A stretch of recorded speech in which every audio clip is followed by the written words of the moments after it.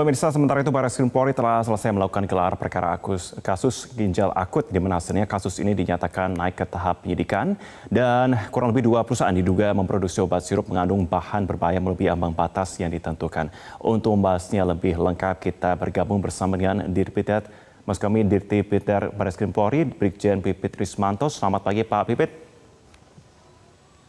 Marvin. Iya, Pak Pipit, kami konfirmasi sejauh ini perkembangan hasil dari kasus ini seperti apa?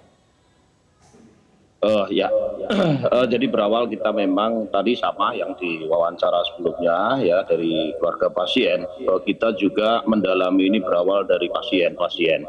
Memang beberapa pasien ini dengan gejala yang dianggap gejala biasa sehingga mereka juga cukup membeli obat-obatan di toko obat terdekat. Ya. Kemudian setelah parah baru masuk rumah sakit. Ini ada beberapa kasusnya seperti itu. Kemudian juga kita mendalami dari pasien yang meninggal dunia, pasien yang dirawat dan pasien yang sembuh juga. Kemudian kami bekerja sama joint investigasi dengan BPOM dan juga bekerja sama dengan Kemenkes juga untuk mendalami permasalahan ini. Kemudian dengan BPOM juga, BPOM sudah meningkatkan penyidikan ya terhadap 2 perusahaan dan Bareskrim 1 perusahaan yaitu PT Afri Farma. Kita tiga-tiganya memang kita melakukan investigasi secara bersama-sama secara menyeluruh. Namun demikian sejak kami meningkatkan dari penyelidikan ke penyidikan untuk PT Afri Farma ya sampai saat ini kita sudah melakukan pemeriksaan 15 saksi. Ya, Oke, berarti kami konfirmasi 2 perusahaan yang naik ke penyidikan, Pak Pipit? Betul. Betul ya? Ya. Oke, Pak Pipit, pertanyaan saya sebelum jeda tadi, adakah perusahaan-perusahaan lain saat ini yang tengah didalami oleh pihak kepolisian? Ya, nanti juga akan mengarah ke sana karena kami meminta seluruh jajaran kepolisian dalam ini fungsi reskrim yang ada di kewilayahan bersama-sama Dinas Kesehatan dan Balai POM yang ada di masing-masing daerah ini agar mendalami apakah ada kemungkinan obat-obat lain selain obat-obat yang diproduksi oleh 3 perusahaan tersebut. Baik, kalau ditemukan ya. Baik, kami mendapatkan informasi di Kediri pun juga saat ini tengah didalami ya Pak Pipit ya?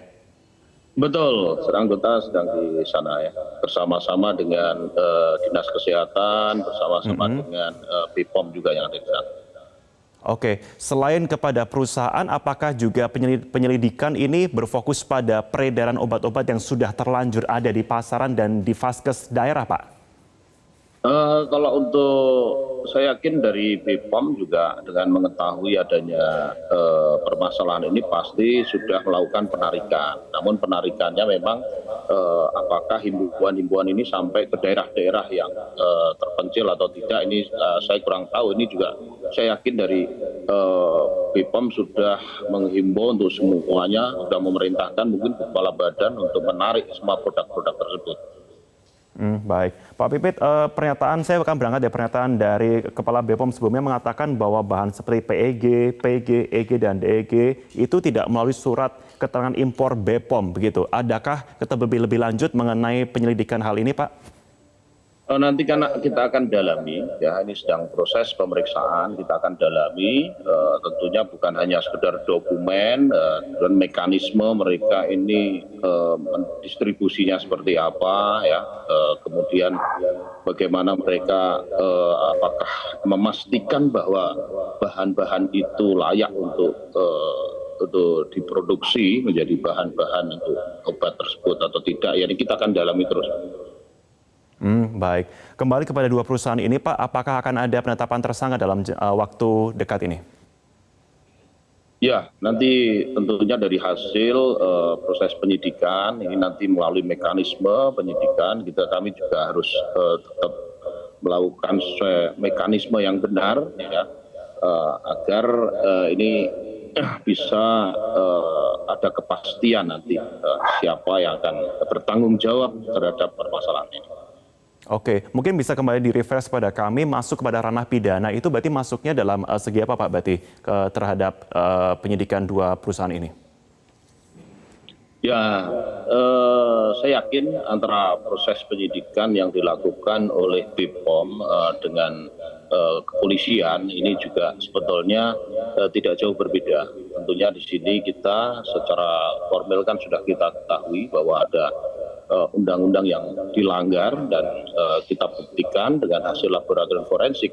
Memang betul, memang hasil laboratorium forensik menyampaikan bahwa melebihi ambang batas. Ini tentunya sudah menyalahi aturan. Maka dari itu kita melakukan proses penyidikan. Namun untuk pendalaman-pendalaman pengembangan nanti sampai kepada importasinya, ya kan kami juga menduga ini bahwa bukan hanya sekedar pada saat produksi saja. Sebelum produksi juga kita akan dalami sampai mendapatkan bahan-bahan tersebut dari negara mana. Kalau di Avi Farma kan ada 3 negara yang mengimpor itu ya, dari Korea, dari Singapura, dan dari Thailand. Nah, yang tercemar EG ini diduga adalah dari itu Thailand.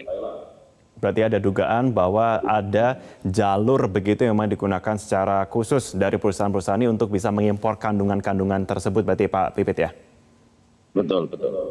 Baik, Pak Pipit, bagaimana proses dari pemanggilan, pemeriksaan kepada 2 perusahaan ini? Apakah kedua perusahaan ini kooperatif saat menjalani proses? Saya yakin ini karena sudah jadi permasalahan nasional, jadi ini juga semua harus kooperatif, ya. Saya yakin mereka juga kooperatif untuk sama-sama memberikan informasi atau keterangan yang sejelas-jelasnya. Oke, tapi sudah dipanggilkah Pak atau masih akan dipanggil dalam waktu dekat ini? Kita sedang mendalami di perusahaannya, sehingga di situ kami melakukan pemeriksaan juga di sana. Mulai dari penyelidikan kita juga sudah melakukan pemeriksaan karena saat ini kita juga sudah mengamankan ya beberapa barang bukti, ya. Kemudian kami juga mengamankan kan beberapa bahan-bahan yang diduga merupakan cemaran EG atau DEG. Oke, masih didalami di sana. Berapa lama kiranya Pak sampai dengan waktu ada rilis dari pihak kepolisian kepada kami? Nanti akan secepatnya kami informasikan ya. Ini tentunya berikan waktu kepada kami untuk bekerja secara optimal, secara komprehensif, objektif dan transparan ya, agar tidak ada pihak manapun yang dirugikan, sehingga kita juga harus melakukan ini dengan penuh kehati-hatian. Oke, barang bukti apa saja Pak kiranya yang masih terus dikumpulkan oleh pihak kepolisian selain tentunya dari obat-obatan yang mengandung kadar di atas batas aman? Ya, bahan-bahan baku yang digunakan yang diduga adalah beberapa yang disebutkan ada propilen glikol dan yang lain-lain yang terdapat cemaran. Nah, ini kan makanya dari itu semua sedang diamankan untuk satu persatu. Ya, satu persatu kita lakukan uji lab. Ya, apakah ada kandungan etilen glikol atau dietilen glikol. Karena memang sebelumnya mereka itu kan hanya mensampelnya itu setiap misalnya 10 drum itu cuma disampel 1, ya, random. Kalau 1 saja mungkin satu ini mungkin dari 10 drum ini bisa saja ada yang ada kandungan EG maupun DEG, ada juga yang tidak demikian. Betul. Adakah kendala yang dihadapi dari pihak kepolisian dan BPOM sejauh ini Pak? Sementara sih tidak ada kendala ya, mudah-mudahan sampai ke depan bahwa kita semua sama-sama transparan untuk menyelesaikan masalah ini ya. Bukan hanya aspek pidana saja yang kita kejar, tentunya kan banyak sistem yang siapa tahu ada kelemahan yang nanti ke depannya bisa kita berikan rekomendasi, ada perbaikan dan jangan sampai terulang kembali. Tapi pertanggungjawaban pidana pun tetap harus ada. Baik. Kasus ini sudah terlanjur bergulir, korban sudah terlanjur ada, pihak kepolisian bagaimana melakukan langkah untuk bisa segera menyetop tentunya dari peredaran yang ada di pasaran dan tentunya bisa memberikan rasa aman bagi masyarakat, Pak Pipit? Pihak kepolisian intinya adalah membantu pihak-pihak yang berwenang, dalam hari ini adalah Kementerian Kesehatan dan BPOM. Mereka untuk menarik di pasaran ini kan kewenangan dari BPOM, ya, kami sifatnya adalah membantu dari BPOM saja. Baik. Berarti untuk rilisnya kami masih akan nantikan lebih lanjut berarti Pak Pipit ya? Betul, betul. Ya. Baik, baik. Terima kasih Brigjen Pol PP Trismanto atas update terkait dengan penanganan kasus ini. Terima kasih Pak Pipit atas waktunya.